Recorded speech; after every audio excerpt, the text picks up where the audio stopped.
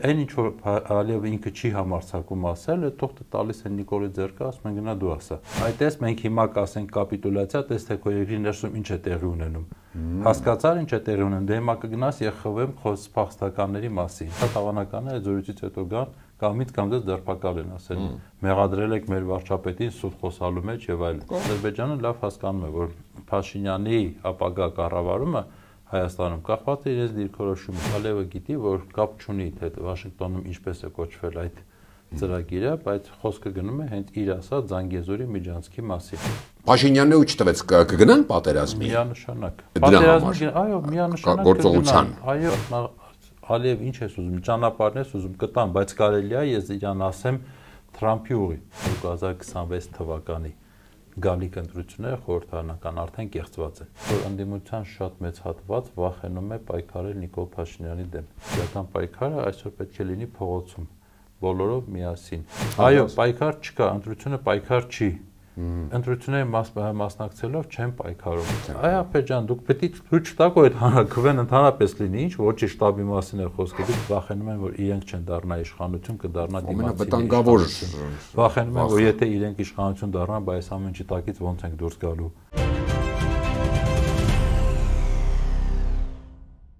Փաշինյանը Ստրասբուրգում ԵԽԽՎ ամբիոնից էլի խոսեց խաղաղության մասին։ Ասաց, որ Հայաստանում աննախադեպ ժողովրդավարություն է, ընտրություններ չեն կեղծվում։ Ադրբեջանցիներին կոչ արեց քարտեզի վրա ցույց տալ այսպես կոչված Զանգեզուրի միջանցքը։ Բարև ձեզ, ես Արկադի Գրիգորյանն եմ, Կիզակետում այսօր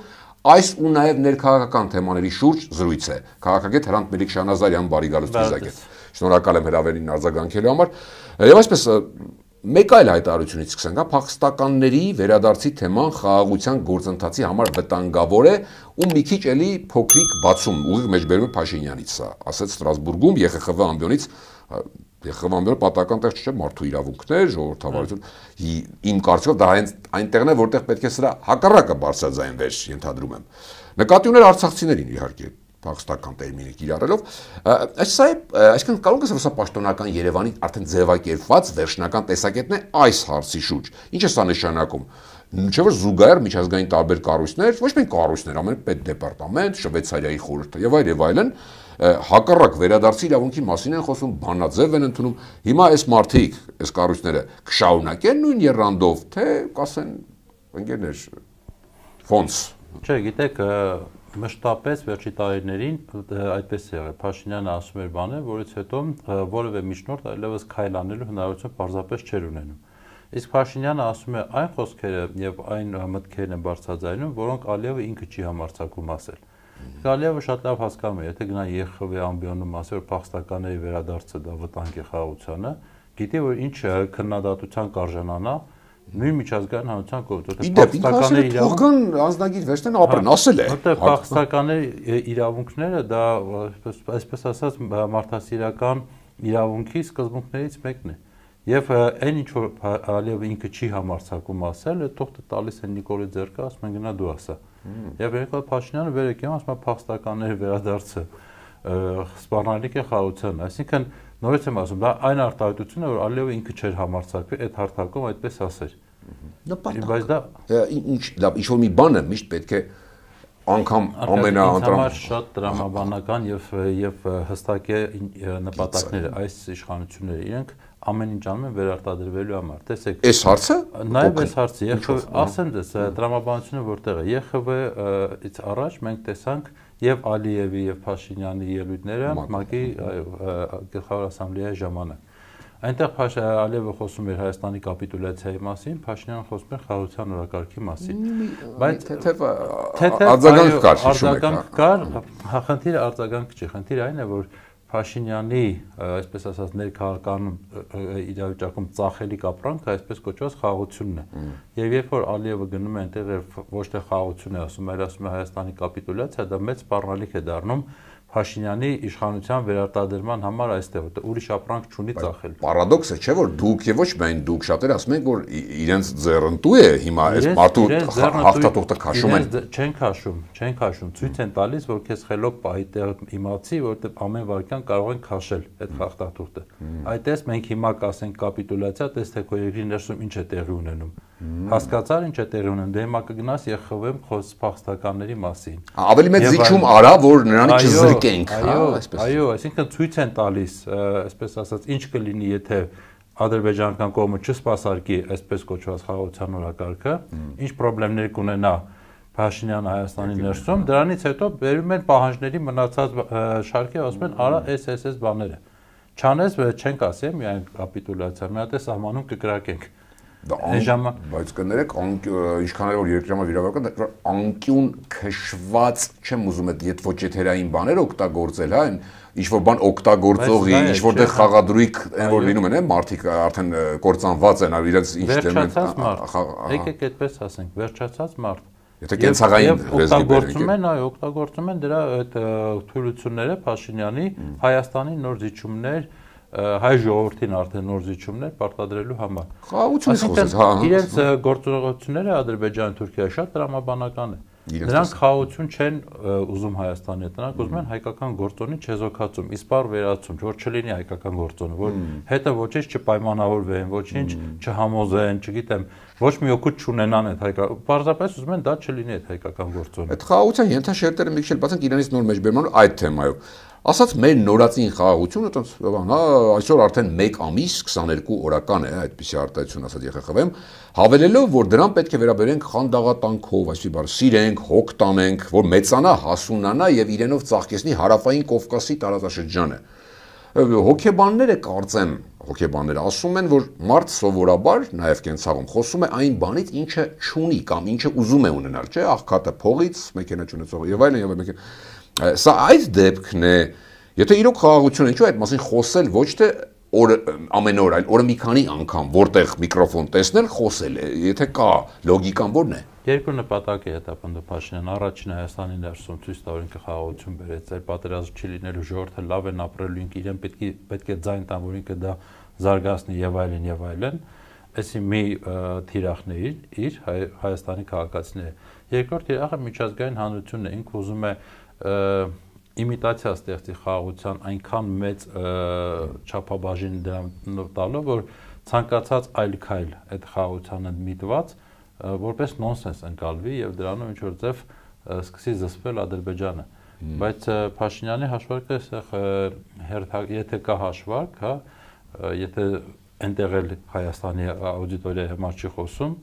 ապա սխալ է, որովհետև Ադրբեջանը մեծ հաշվով թիքած ունի այդ միջազգային հանրության կարծիքի վրա։ Այսինքն կարող է ուզում է ապակառուցողական ներկայացնել Բաքվին սրանով, եթե գանք այդ նու լավ բանից ուզում է այնպիսի մթնոլորտ ստեղծի, որի առկայության պարագայում օրինակ Ալիևը չկարողանա ԵԽՎ-ում վերկենալ նորից ասի կապիտուլյացիա, Զանգեզուրի միջանցք եւ այլն եւ այլն։ Իսկ արդյոք վերջի գնալ չի ասի։ Ասած դա է սխալ հաշվարկ է։ Դա սխալ հաշվարկ է, որովհետև ինքը կարող է խաբել հայ հանրությանը, այդտեղ խաբել ուժեղի տեսակետից, որտեղ իշխանությունը իր ձեռքում է։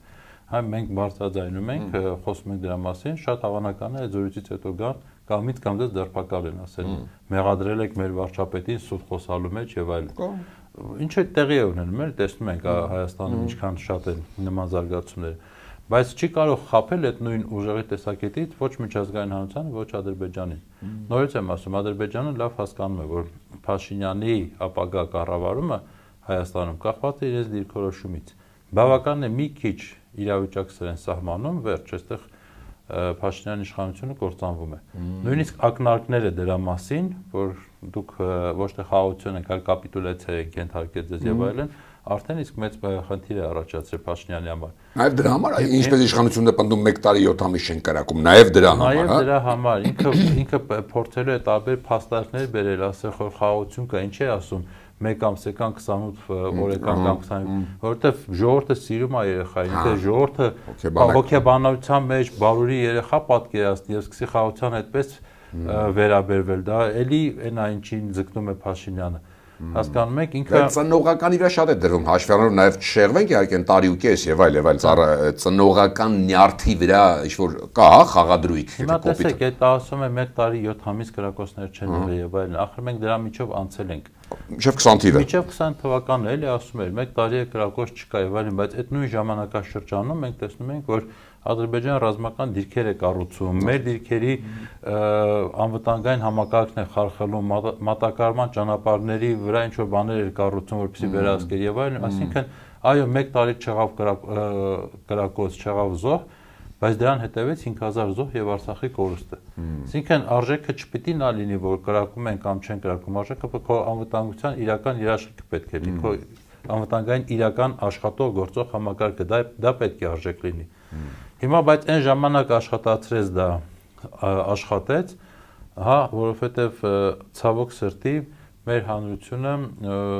եւ դա շատ տրամաբանական է, հա, ինքը ուզում է որ լավ լինի, բոլոր մարդիկ են ուզում լավ լինեն։ Անգլերենի մեջ կա այդ wishful thinking, այսինքն հասկացությունը երազանքների մասին մտածում ես ու դրականի ապացույցներ ես փնտրում քո իրականության շուրջը, չես ուզում որ բացասական տեսնես։ Դրա վրա խաղում է, իրենք շատ լավ տեխնոլոգիաներ են կիրառում եւ նեյրոլինգվիստիկ ծրագրավորման, ազդեցության մարդկանց վրա եւ այդ կերպարներով եւ այլն, նրանք աշխատում են ու արդյունքներ են, իրականը ունի արդյունք, այսինքն իշխանությունը պահելու տեսակետից Նիկոլ Փաշինյանը շատ լուրջ արդյունքներ է գրանցել։ Ինքն ու ԿՊ-ն այսինքն ունեն արդյունք ըստեյս։ Այո, քաղաքական։ Հələ գանք այդ արդյունքները ինչքան կտևի, մի բան էլ այստեղ բրիտանացի падգամավոր, հա, Ալեհեր տարիքով, որը ասում է նաև ժամանակին հայկական լոբիստական ինչ-որ բաներ էր, այսպիսի բան պարզվեց առավոտյան։ Հարց տվեց, հարցի մեջ 4-5 անգամ Զանգեզուրի միջանցք հարց ու պատասխանի ժամանակ։ Կիրառեց դա Փաշինյանին զայրացրեց անկեղծած ու մի քանի անգամ ավելի կոշտ արձագանքեց անգամ այդ դալիճի համար կոշտ քան Ալիևին նույն են մակում ուրա բայց այդ բանի մեջ ասես ադրբեջանցիները միշտ ծանոթ նախադասություն էր շփոթ մակի այն մի ելույթում ինչեւ որ ասում էր Ադրբեջանը մեր կադաստրը Հայաստանի սահմանը եւ այլն ասես այս անգամ ասես դե որ ասում են դե որ քարտեզի վրա թող ցույց տան որ այդ Զանգեզուրի միջանցքը եւ այլն Վաշինգտոնում չկա այդ թղթերի մեջ այդ ամեն ինչ չկա Հիմա լեգիտիմ հարց չէ Փաշինյանինը, չէ՞ որ Վաշինգտոնյան թղթերում այո, իրոք նման ձևակերպում չկա։ Ինչու Ալիևը նորից վերակենդանացնում է անընդհատ կրկնում Թուրքիերն էլի դեպ, ոչ միայն Ալիևը։ Գիտեք ինչու է անում Ալիևը դա, որովհետև Ալիևը գիտի, որ կապ չունի թե Վաշինգտոնում ինչպես է կոչվել այդ ծրագիրը, բայց խոսքը գնում է հենց իր ասած Զանգեզուրի միջանցքի մասին։ Բանավոր է պայմանավոր։ Ոչ թե բանավոր է պայմանավորվել, այլ մշակվել է ծրագիր Բաքվում եւ Անկարայում, ծրագրի անունը դրվել է Զանգեզուրի միջանցք եւ հիմա այդ ծրագիրը իրականացվում է։ Հա, աստիճանաբար է լինում։ Այո, եւ դա իրականացում է, այսինքն եթե հիմա դրա իրականացման ժամանակ պետք էր որ ասենք Թրամփին հարգանքի նշամատության անունը դնեն Թրամփի զարգացման թե ինչը Եվ այլն դրանից բան չի փոխում։ Ինքը անում է իր ծրագիրը Ադրբեջանը, որը կոչվում է իր համար Զանգեզուրի միջանցք։ Թրամփը թքած ունի կամ Թրամփին չեն հարգում, խափում են, թե ինքը թքած ունի։ Թրամփը թքած ունի, Թրամփը այդ անունն է էլի։ Միայն մեկ բան էր իրեն պետք, որ Նոբելյան մրցանակի եւս մեկը, այսպես ասած, փաստարկ ճակերտավոր լինի։ Չեք տեսնում, որ Թրամփը թքած ունի։ Ոչ երկրների անուններն է հիշում, ոչ ղեկավարների անուններն է հիշում։ Այն տղան ասաց, մյուս տղան, other guy ասաց, այն։ Որը Հայաստանի վարչապետի մասին էր ասինքն։ Բնական է, Թրամփը թքած ունի, Ալիևն էլ ասում է Զանգեզուրի միջանցք, որովհետև ինքը գիտի ինքը ինչ է անում, ինչ է պահանջում եւ ինչ է ստանում։ Եվ իրերը կոչում է իր համար ճիշտ անունով։ Հիմա Փաշինյանը դրանից ներվայնանում է, որովհետև երբ որ Ալիևը ասում է Զանգեզուրի միջանցք, ինքը չի կարող գալ այդտեղ մարդկանց խաբի, ասի գիտեք, այդ Թրամփի ուղին է կամ խաղաղության խաչմերուկն է եւ այլն։ Ալիևի նյարդայնությունը այդտեղից է գալիս, որտեղ հա Փաշինյանի ներողություն։ Իսկ ժամանակի շուտ չի արդյոք Ալիևը բացում այդ խաղաքարտերը, կարող է ավելի ուշ պետք է դա։ Էլի գալիս է խոսակցությանը, որ ում է խփում, Փաշինյանին է խփում, միջազգային հանրությանը, Հայաստանին։ Խնդիրներն էլ է լուծում, չէ՞, Ալիևն էլ իր ժողովրդին, Ալիևն էլ իր ժողովրդին պետք է ցույց տա, որ ծրագիրը որոշել ենք, իրականացնում ենք, խնդրեմ, ես էլ արդեն գործում է կամ չի գործում։ Ալիևը խնդիր չունի այստեղ։ Չենք զիջել մենք։ Եթե հայերը դրանից նեղանում են, Փաշինյանը մի քիչ լարվում է կամ չգիտեմ ինչ անում, Ալիևը դրանից խնդիր չունի։ Ալիևը լավ հասկանում է այն չափերը, որը կա, որը անհրաժեշտ է Փաշինյանին այստեղ իշխանության պահելու համար, կարծում եմ դրանք չի անցնելու, եթե Փաշինյանը ինչ որ մի պահից չսկսեց հավատալ, որ ինքը իր երազանքների տղան է։ Բայց Փաշինյանը անդադ կրկնում է, որ հա, Արկադի, ախր շատ բան է, դրամաբանական է Ալիևի քայլերը։ Ուղղակի իշխանությունը անդադ մեզնից ուզում են դա խաբել, այլ ձև ներկայացնել։ Ինչ արեցին, ասեցին ուզում եք ընտրական process-ի եք մասնակցելու, պետք է վերարտադրեք, խնդրեմ դες նախաստորագրված խաղաղության պայմանագիր։ Ընտրություններից մի քիչ մնացած կստորագրենք այդ խաղաղության պայմանագիրը, բայց վավերացումը կլինի այն ժամանակ, երբ որ կփոխես սահմանադրությունը, ընտրվելուց հետո կտաս այդ միջանցքը, անունը դու ինչ ուզում ես դիր, ինձ համար ինքը Զանգեզուրի միջանցք է։ Բա որ չտա։ Փաշինյանն ու չտվեց կգնան պատերազմի։ Միանշանակ։ Պատերազմի, այո, միանշանակ գործողության։ Այո, իրենց համար այդ հնարավորության պատուհանը դեռ փակված չէ։ Դեռ աշխարհում այնպիսի գործընթացներ են, որոնք թույլ են տալիս ադրբեջանա-թուրքական դաշինքին լուծել ռազմական ճանապարհներով, գնալ ռազմական ճանապարհներով խնդիրների լուծմանը։ Ուկրաինան պատերազմը չի ավարտել, մերձավոր արևելքում process-ները շարունակվում են։ Եվ այլն, այսինքն Թուրքիան բանակցելու տեղ ունի եւ Ռուսաստանի հետ, եւ Ամերիկայի հետ, եւ նրան ինչո բան ունի ծախելու, եւ նրան ինչո բան ունի ծախելու։ Այսինքն պայմանական WhatsApp-ով Փաշինյանը դիմեց Թրամփին, կարող է աշկ փակի, ենթադրենք բանը հասնի այն վատ սցենարին, հա, ճիշտ եմ հասկանում։ Շատ հեշտ, շատ հանգիստ։ Այդ իրողությունը կա, սուտ են, բոլորը են խոսում, թե խաղաղություն է, միջազգային երաշխիքներ են, չկա այդ ամեն ինչ, ինչի մասին ենք խոսում։ Կմտնեն առևտրի մեջ եւ Ռուսաստանի եւ Միացյալ Նահանգների հետ, այսպես օգտագործենք բառը, մեր իմացած։ Միացյալ Նահանգներին կանեն ինչ-որ զիջումներ մերձավոր արևելքում, Ռուսաստանի համար կանեն ինչ-որ զիջումներ ուկրաինական ճակատում կամ Սևծովի ավազանում։ Կամ վերջին հաշվով, ամենավերջին հաշվով կլուծեն Զանգեզուրի միջանցք կոչվածի հարցը ռազմական ճանապարհով, դրանից հետո կգնան կբարիշեն, կասեն կներեք սիրելի ռուսներ, մեզ սա շատ պետք է, բայց որպեսզի դուք էլ նեղացած չլինեք, եկեք այս հարցում դες նման զիջման։ Օրինակ ռուս-թուրքական հարաբերություններում այդ կռվել բարիշելը ամեն օրվա հարց է, իրար ինքնաթիռ են խփում, այդ հա, իրանք խնդիր չունեն իրանք, հա։ Թուրք-ադրբեջանական դաշինք սկզբում իր խնդիրը կլուծի, հետո կգնա արդարացումներ գտնելու կամ ինչ որ, բայց դա կանեն իրենք։ Եվ Փաշինյանի սա խոսքերը, որ խաղաղությունը, չգիտեմ, Ամերիկայի երաշխիքները եւ այլն, ոչ մի երաշխիք չկա, ինչի մասն է։ Մեջն ենք ապրում։ Ամերիկայի միջնորդության բանակցություններ են կազմակերպվում։ Իսրայելը հարվածում է այդ բանակցային մի կողմին սպանում է։ Կատարին, հա։ Այո, Կատարի միջադեպը նկատի ունեմ։ Ինչ անվտանգության երաշխիքի մասին եք խոսում։ Եվ գնալու են Թրամփին ասելու են, գիտեք, Ալիևն ու Էրդողանը ինչ հարց Այն երկրում չեմ հիշում Ալբանիայի, Կամբոջայի, թե ինչ, ինչ որ մի բան լուծեցին, այն տղային նեղացրեցին։ Ինչ պիտի փոխի դրանից Ամերիկայի քաղաքականության մեջ։ Կանեն երևի դեպարտամենտով եւ Մենք պետք է թույլ չտանք, որ մեզ այդքան բացահայտ խաբեն։ Ավելի կոպիտ մեխանիզմը, որ մեխանիզմը ճշմարտությունն ասելն է, ինչ որ հիմա ես ու դու այս բանին անում ենք։ Բացատրել տրամաբանությունը process-ների։ Այո, Ալիևի համար դա Զանգեզուրի միջանցք է, որտեղ եթե Ալիևը որոշած չլիներ, որ պիտի Զանգեզուրի միջանցքն է, ոչ մի Թրամփի ուղեղը չէր բաց, չէր կոչվի, չէր բացվի։ Ուղղակի չէր լինի այդ ամեն ինչը։ Այս քողարկում է, հա, այսինքն կարող է քողարկում է սկիզբը։ Այո, պետք է Նիկոլին փաթեթավորելու համար, ասում Ալիև ինչ ես ուզում, ճանապարհն ես ուզում կտամ, բայց կարելի է ես իրան ասեմ Թրամփի ուղի։ Հիմա կարաս դու քո մոտ գնա ասա Թրամփի ուղի, բայց իմ համար ինքը Զանգեզուրի միջանցք է։ Գնա դու քո մոտ ինչ ուզում ես ասա։ Թույլ տալիս եմ, ինչա պետք է թղթի կտորնա, պետք խնդրեմ, նախաստորագրում եմ խաղաղության պայմանագիրը։ Բայց դու ունես լուծելու խնդիրներ իմ համար։ Դու պետք է Արցախի հարցը փակես վերջնական։ Գնա ԵԽՎ-ում ասա, որ փախստական եւ վերադարձի հարցը դա խնդրեմ է։ Տնային աշխատանք է ասում, հիշում եք ուղիղ։ Գնա հայկական հարցը Թուրքիայի համար փակի, որ ցեղասպանություն բան չլսենք էլ նման բաներ։ Գնա այդ ամեն ինչը փակի։ Եվ տալիս ենք, որ գնա մեզ համար սահման բացի, իմ քաղաքացին անցնելու է քո տարածքով, ինքը չպիտի ոչ մի հայ տեսնի։ Նիկոլը գալիս է ասում է բան, ժամանակակից տեխնիկաներ կան, կգան կկանգնեն, չգիտեմ, կամերան դեմքս կանի, կանցնի կգնա։ Ներքին կյանք գանք, էլի բայց ԵԽԽՎ-ից։ ԵԽԽՎ-ում շատ մեծ հատված նվիրեց ելույթին, ժողովրդավարության, եւ այլն։ Ուղիղ տեքստով ասած Հայաստանում ընտրություններ իր օրոք չեն կեղծվել, 18-21-ին փայլուն են անցել եւ այլն, ոչ մի միջազգային կառույց չի բաները, հետընտրական ակցիաներ, գործողություններ, ըմբոստություններ չեն եղել, դա աննախադեպ է Հայաստանի պատմության համար։ Եվ շարունակեց, որ Հայաստանն այսօր համեստ, բայց ամուր տեղ է զբաղեցնում Եվրոպայի ժողովրդավար երկրների շարքում։ Մեկնաբանություն ունեք, քանի որ դուք բացի արտաքինից դեռ որպես քաղաքագետ ներքինով շատ եք զբաղվում, գիտեմ։ Տեսեք, ինչ կասեք։ Հայաստանում ընտրությունները չեն կեղծվել։ Ես դες ասում եմ, որ 2026 թվականի գալիք ընտրությունները խորհրդարանական արդեն կեղծված են։ Այսօր արդեն կեղծվել են։ Ընտրությունները չեն կեղծվում ընտրությունների օրը հենց, որ գնան, չգիտեմ, ինչ-որ թվեր փոխեն եւ այլն եւ այլն։ Ընտրությունները կեղծվում են շատ նախապես։ Հիմա եկեք անդիմադիր դաշտին նայենք, հա, ով ունենք Հայաստան դաշինք, որի մի падգամավորը ձերբակալանավորված է, որի առաջնորդի դատարաններում է, ոչ միայն առաջնորդը ֆրակցիայի ղեկավարը դատարաններում է եւ այլն եւ այլն։ Պատիվ ունեմ դաշինք, որի առաջնորդի Սերժ Սարգսյանի հանդեպ էլի քրեական գործեր կան, դատարաններում են եւ ոչ միայն նրա, այլ իր թիմակիցների, տարբեր ճյուղերով, տարբեր գործերով եւ այլն եւ այլն։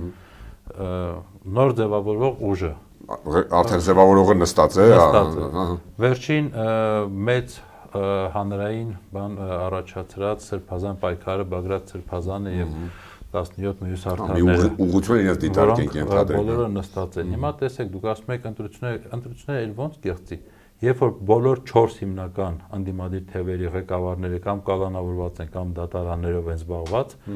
կամ այսինքն փորձում են խուսափել այդ կալանքից, ընտրություններով զբաղվելու որևէ հնարավորություն չունեն, որովհետև մարզերում ում մոտենում ես, որ թեկուզ իրենց թիմակիցներն ասում են, գիտեք, շատ ենք ուզում դուք հաղթեք, բայց իմ վրա քրեական գործ կա, եթե ես հիմա սկսեմ աշխատել, խնդիրներ են առաջացնելու։ Շղթայական ռեակցիա է տալիս դեպի ներքև, դեպի ներքև, այսինքն դու կեսին կալանավորել ես, կեսին վրա քրեական գործեր ես կախել, թույլ չես տալիս աշխատեն հանրության մեջ, ուղղակի իրենց գրասենյակներ մարդ մտնեն, հա, ընդդիմադիր ցանկացած կուսակցության գրասենյակ մտնող մարդիկ, եթե կա իրենց վրա ազդելու հնարավորություն, ուրեմն ազդում են։ Այդ սա փակել են ու ասում են ընտրությունները չի կեղծվելու, այլ կտեսնեք 26 թվին բոլորը կգան սիրուն կգան։ Ընտրությունները արդեն կեղծված են։ Դուք աշխատում եք, ընդդիմադիրներին ձերբակալել եք, կալանավորել եք, քրեական գործերով ճնշում եք, ամբողջ օրը դատարաններով եք ման տալիս, ժողովրդի մեջ գնալու հնարավորություն անգամ չունեն։ Եթե բաց տեքստով, եթե ասում եք, որ ու ցանկացած խոսք, հա, այս վերջերս Սյուզի Բադոյանի դեպքը եղավ։ Հա, որ եւ այլն, ցանկացած քննադատական խոսք Միջև Ռուբեն Հակոբյանի, միջև էլի, ասեն չէ։ Ու երեք համացանցում հանդիպեցին գրառման, թե գրառումը լայքելու համար մի քիչ սուր գրառումը կնոջ սովորական շարքային կանչել է։ Տեսեք, այդ քանից հետո գնալ եւ ասել, որ ընտրություն չի կեղծվում, մեզ մոտ ժողովրդավարությունը եւ այլն, այս դեպքում էլ արդեն եվրոպացիներին է էշիտեղ դնում։ Այդ եվրոպացիները կամավոր համաձայն են այդ բանին, որովհետև այն խնդիրները, որոնք պիտի լուծի Փաշինյանը վերընտրվելուց հետո, կարևոր են նույն արևմուտքի համար։ Դա Ռուսաստանի մի ոչ թե մի քիչ կարող են, այլ տվել են քարտ բլանշ, ասել են գնա ինչ ուզում ես արա։ Նախկինի ժամանակ այստեղ ընդդիմության խնդիրներ կա, մեղքներ կա, եկեք անկեղծ խոսենք, որովհետև եվրոպացիները հնարավորություն ունեն թույլ տալու Փաշինյանին այդպես վարվել այնքան ժամանակ, քանի դեռ դա իրենց համար գլխացավանք չի դառնում։ Քանի դեռ Մակրոնին Ֆրանսիան ոչ մեկ չի մեղադրում, որ դու բռնապետի հետ ես ընկերություն անում։ Հասկանաք, քանի դեռ եվրոպական կառույցների այդ ղեկավարների գրասենյակների դեմը ցույցեր չկա, որ ես ում եք դուք աջակցում։ Ինչու՞ չէ, նաև Երևանում չկա։ Նաև Երևանում չկա։ Այսինքն գլխացավանք այդտեղից եվրոպացիները չեն տեսնում։ Գնա ինչ ուզում ես արա, մեկը դա իրենց վրա ոչ մի ձև չի անդրադառնում, բայց հենց որ սկսվի այդ ուղղությամբ աշխատել, հենց որ իրենք թիրախավորվեն եւ այլն, իրենց իրական պատկերը ցույց տրվի եվրոպացի ընտրողին, իրենք ասեն լավ, Նիկոլ, ժողովուրդ ցույց տվի, ժողովուրդ ասեն Նիկոլ արդեն խնդրեմ ես դառնում դու մեզ համար։ Բայց քանի Նիկոլը խնդրեմ չի դառնում, խնդրեմ ինչ ուզում ես գնա, ուզում ես գնա գալանավորի, ուզում ես գնդակահարի, ինչ ուզում ես արա, դու քո ներսում քո հարցերը լուծի։ Ձեր այս վերլուծությունից մի պարադոքսալ կարող է նաև համարել անտեղի ու ավելորդ հարց, բայց պետք է տամ այդ պարագայում այս նույն լոգիկային հետևել, որ ասում եք կոպիտ չակերտավոր գլխատել են, չէ՞, բա ինչու է ընդդիմության մի սեգմենտ, բավականին ինքնավստահ մեկ կամ մի քանի պատրաստվում ընտրությունների, խոսում ընտրություններից, մեծ հա իր երթին ԿՊ-ն իհարկե վստահ է որ միանձնակ հաղթի եւ այլն, բայց ընդդիմությունն էլ արդեն նաև չեն բացառում օրինակ Գյումրի 2, որ այդ կամ որ շատ կլինեն, այսինքն ընտրությունների, այսինքն այս պայմաններում ձեր ընտրություններով հաղթել հնարավոր է ձեր ասած նախապես կեղծված ընտրություններով։ Ուզում եք ճշմարտությունը ասել։ Իհարկե։ Ես կարծում եմ, որ ընդդիմության շատ մեծ հատված վախենում է պայքարել Նիկոլ Փաշինյանի դեմ։ վախենում է։ Այսինքն պատրաստ է խաղալ Փաշինյանի խաղի կանոններով, որ հավելյալ ռիսկեր, որը ընտրություններ, հա։ Հետո կգանք, ասեն, գիտեք, ինչ խափեցին, կեղծեցին, չհաղթեցինք 10% տարանք կամ 20% տարանք եւ այլն։ Ասում հետընտրական ակցիաներ կանենք, հա, հետընտրական ակցիաներ կանենք, կամաց կսվաղեն կգնա, բայց դա իրական պայքար չի։ Իրական պայքար չի, իրական պայքարը այսօր պետք է լինի փողոցում, բոլորով միասին։ Ընդ որում, երբ որ ես ասում եմ ընդդիմության մի հատվածը, չեմ ուզում, որպեսզի ընկալվի, թե օրինակ Հայաստան դաշինքի մասին եմ։ Չէ, էլի կան, ակնհայտ դաշտում են, այո, անուններ չտան, բայց դաշտերը կան իրական պայքարի տրամադրված եւ գործող անձինք, հա, որ իսկականից կռիվ տվող են այդ մարդիկ, հա, ով կարող օրինակ Քրիստինե Վարդանյանին ասի կռիվ տվող չի միջավեր կամ Աննա Գրիգորյանին։ Ոչ մեկ չի կարող այդպես ասել։ Իշխան Սաղաթելյանին միջավեր կռիվ տվող է։ Բայց եւ այս կողմել կան, բայց վախեցողներ էլ կան եւ այդ վախեցողների մոտեցումներն են այս պահին ընդդիմության մեջ գերակշռող։ Լայն է, չէ՞, դաշտի ինչպես լսումներում տեսակ ընդդիմություն կոչվածը բավականին լայն է, բավականին իդեպ այդ լսումների մասին էլ ինչ կարծիք ունեք արդյունավետության, ընդհանրապես այդ impeachment կոչված, հիմա ինչ-որ բան է փոխվեց լսումներից, ու խթան եղավ նոր, շանսերը մեծացան։ Կապիտալիզացվի, այսինքն ես կարծում եմ, որ այո, ձեռքբերում է, որ Հայաստան դաշինքը միացավ վերջապես։ Շատ բան որ ասում խնդրեցինք, համոզեցինք, պահանջեցինք, ստիպեցինք, բայց վերջապես դա եղավ։ Լավ բան է, ինդիկատոր է Հովիկ Աղազարյանի եւ Հակոբ Ասլանյանի միշտ մոռանում եմ անունը, իրենց պատրաստակամությունը դրա միա, ասենք քաղաքական աշխատանքի տեղ կա այս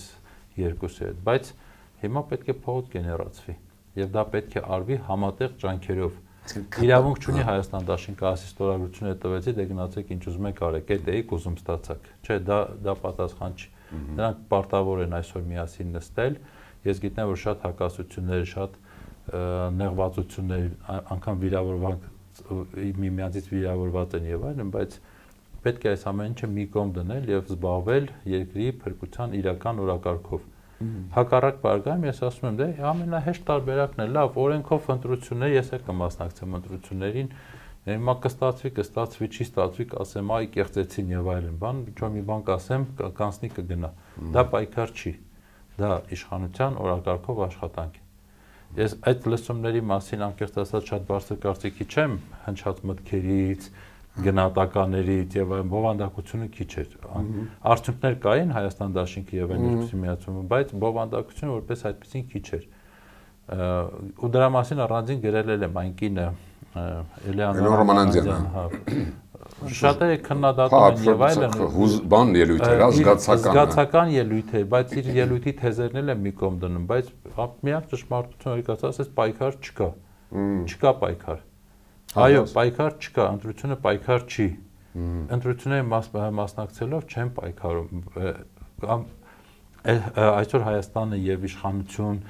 ընդդիմություն հարաբերությունները այն վիճակում չեն, որ ես ասեմ, որ ընտրություններն են պայքարի ձևը։ Չէ, դա չի պայքարի ձևը։ Պայքարի ձևը ժողովրդին ոտքի հանելն է։ Եւ դրանով ինչ անել։ Այդ ուզում եմ ասել, նորից աշխատանքի դաշտ կա։ Impeachment-ի գործընթացը ավարտին հասցնել։ ԿՊ-ականներ, այսպես եթե չստացվի հանկարծ, եթե չստացվի,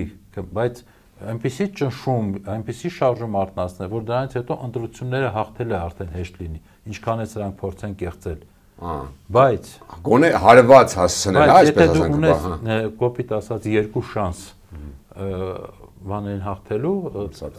իշխանություններին հաղթելու, դու պետք է երկու շանսներ օգտագործես։ Սկզբից մեկը, հետո երկրորդ չես կարող ասես, լավ, այս մեկը թող գնա, ինչ կլինի, այն մեկում կհաղթենք։ Իսկ ես ընդդիմության մեջ հաճախ լսում եմ նաև տարօրինակ ձայներ, իսկականից անտրամաբանական, էլի, որ եկեք ձևավորենք ոչի շտաբ հանրաքվեի համար։ Այ ախպեր ջան, դուք պետք է ցույց տաք, որ այդ հանրաքվեն ընդհանրապես լինի, ինչ ոչի շտաբի մասին է խոսքը։ Դուք պետք է հաղթեք իշխանությանը, փորձեք impeachment-ի միջոցով, ծայրահեղ դեպքում ընտրության միջոցով, բայց ընտրության միջոցով չենք հաղթելու, գնան գյուղերում ինչ-որ մարդկանց հետ հանդիպումներով եւ դա դասական ճանապարհով անհրաժեշտ, այո, բայց բավարար աշխատանք չէ, դե պետք է իրական ժողովրդական պայքար ձևավորել եւ այդ ճնշումը օգտագործել հաղթանակ ապահովելու համար։ Այդ պարագայում այսինքն դուք վստահ եք որ շանսերը ԿՊԱ-ական են 18 հոգում բերելու ավելանում են, հա, գնալով։ Հիմա այսինքն օրինակ այսպես խոսենք, այսօր ավելի շատ է շանսեր քան մայիսին, ձեր կարծիքով, ԿՊԱ-ական բերելու։ Միանշանակ, այո։ Միանշանակ, այո։ ԿՊԱ-ականները բան չեն, գաղափարական, չգիտեմ ես ինչ իմանամ, այդպես բաներ չեն, դրանք էլ սովորական հիմնական մասը պատեհապաշտներ են, որտեղ ուժի բանն է, աղբյուրն է, որտեղ ծանր կշիռն է ուժի, իրենք այդտեղ են գնալու։ Ցույց տվեք, որ ուժեղ եք, ցույց տվեք, որ ժողովուրդը ձեզ հետ է, ցույց տվեք, որ ժողովրդը իրականում փոփոխություններ ուզեն, տեսնեմ այդ որ մի ԿՊԱ-ական է ժողովրդի դեմ գնալու։ Վերջում մի կարևոր բարձրաբանում ավարտենք, այն որ ասեք չեն ուզում խուսափում են, բայց մի բան օգտագործեն։ Վախենում։ Պատճառն եմ ուզում ասեմ, վախենում են, որ ինչ կլինի, կբռնվեն, կնստեն բանտում, թե այսպես ավելի վատ բան ասեմ, իրենց ոչ ուզած մարդը հանգարց կգա իշխանության թեկուզ ընդդիմադիր դաշտից, այսինքն նեղ վախենում են, որ կնստեն բանտում, վախենում են, որ ինչ-որ բան կկորցնեն, վախենում են, որ իրենք չեն դառնա իշխանություն, կդառնա վտանգավոր։ Վախենում են, որ եթե իրենք իշխանություն դառնան, բայց ամեն ինչի տակից ոնց ենք դուրս գալու։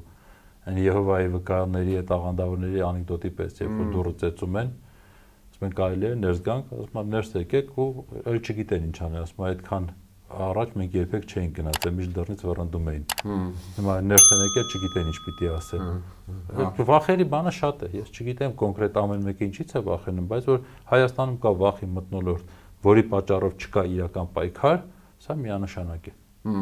Շատ շնորհակալ եմ հետաքրքրության համար։ Հիշեցնեմ կիզակետում այսօր քաղաքագետ Հրանտ Մելիք Շահնազարյանն էր, կիզակետի թողարկումներն ու շատ այլ տեսանյութեր դիտելու համար առաջարկում եմ բաժանորդագրվել մեր YouTube-յան ալիքին, կհանդիպենք